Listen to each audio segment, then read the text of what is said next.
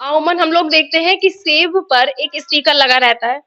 Mostly लोग या फिर कह लीजिए मैं खुद ही जब उसको देखती हूँ तो ये समझ में आता है कि शायद ये अच्छी क्वालिटी का सेब है और ये बहुत महंगा होगा जब हम लोग स्टॉल पे लगा देखते हैं। लेकिन इससे आप भी क्या समझते हो, ये बात भी खैर आप जरूर बताइएगा कि आपको देखकर क्या महसूस होता है जब आप एक सेब पर स्टिकर देखते हैं। लोगों को अपनी ओर आकर्षित भी करता है क्योंकि एक सेब जब बहुत बड़ा सेब होता है उस पे एक स्टिकर लगा है तो जाहिर सी बात है वो देखने में लगेगा कि बहुत अच्छा है, अच्छी क्वालिटी का है। लेकिन इस सेब जो ये स्टिकर होता है ये लोगों के लिए हानिकारक भी होता है। ये बात सुनकर आपको भी आश्चर्य होगा। इन्हीं सब बातों को लेकर ये ऐसे कुछ सवाल हैं जिनके बारे में और अधिक जानकारी के लिए आज हम बात करेंगे सहायक आयुक्त खाद्य से मिस्टर विजय कुमार, जो हमको जानकारी देंगे कि जो सेब पर स्टिकर होता है उससे लोगों को हानि पहुंचती है या नहीं पहुंचती है। सर बहुत स्वागत है आपका रानी का इसमें। सर पहले ये बताइए कि जो सेब पर स्टिकर आता है क्या ये सही होता है या गलत होता देखिए, जो बाजार में सेब बिक्री हो रहे हैं, है? उन पे 2 प्रकार से स्टिकर लगाया जाता है। एक स्टिकर मशीन के द्वारा लगाया जाता है, जी। जो आसानी से हाथ लगाने से छूट जाता है। दूसरा स्टिकर में जो है, एक गम का इस्तेमाल किया जाता है, जो कि आसानी से छूटता नहीं है। जी। ये गम जो है, अगर कोई व्यक्ति उसको स्टिकर को हटा देगा और बिना धुले हुए सेब को खाएगा, तो ये गम उसके शरीर में जाकर के उसके दुष्प्रभाव परिलक्षित हो सकते हैं।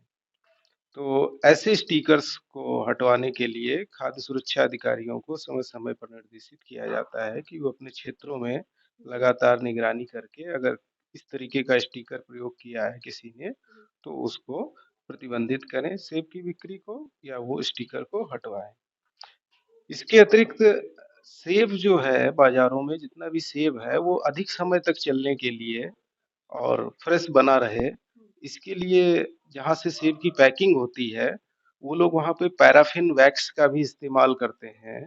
सेब की चमक और ज़्यादा समय तक वो ताज़ा बना रहे, इसलिए उसके ऊपर वैक्स की तो इसलिए हमारी उपभोक्ताओं को सी सलाह रहती है कि वे कभी भी बाज़ार से सेब को खरीदें, तो वो हल्के गुनगुने गर्म पानी में उसको पहले अच्छी तरीके से धो लें सेब को, जिससे कि वो पैराफ़िन वैक्स और गोंद जो भी उसके ऊपर लगा हो, वो अच्छी तरीके से साफ़ हो जाएगा। उसके बाद इस्तेमाल करें उसको। जो गोंद लगाया जाता है, जो गोंद से स्टिकर लगाए जाते हैं, ये हर जगह अवेलेबल रहता है, मतलब कोई भी दुकानदार आम नागरिक जो सेब बेचते हैं वो लगा सकते हैं? नहीं, ये नागरिक या जो लोकल विक्रेता है वो इसको नहीं लगाते हैं यहाँ जी। पे। जनरली ये जहाँ से पैकिंग होती है हिमाचल या कश्मीर जहाँ भी सेब के बागान हैं, अक्सर वहाँ पे जो बड़े ट्रेडर्स हैं वो इसको जो है लगाते हैं।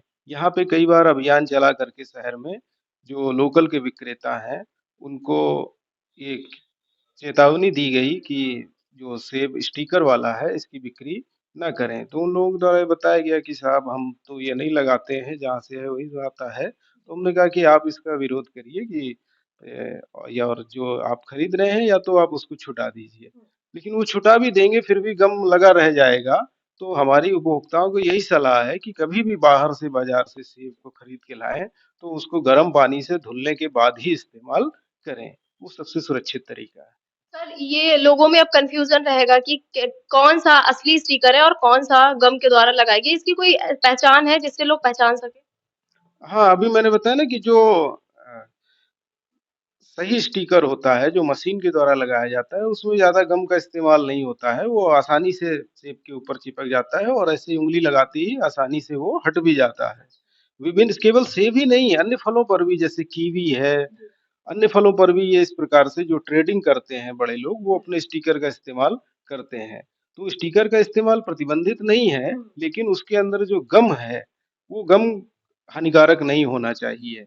अगर कोई हानिकारक गम का इस्तेमाल करता है, तो वो प्रतिबंधित है। बहुत बहुत धन्यवाद सर। एक बात और पूछना चाहेंगे, मिठाइयों पर जो एक्सपायरी डेट लिखी जानी चाहिए लेकिन कुछ जो दुकानदार है वो नहीं लिखते हैं, इसकी क्या एक्सपायरी डेट होती है या लिखना सही है या गलत है? देखिए, खाद्य पदार्थ जितने भी होते हैं, उनकी एक्सपायरी डेट नहीं होती है। उन पे इस्तेमाल किया जाता है बेस्ट बिफोर यूज़ का। जी।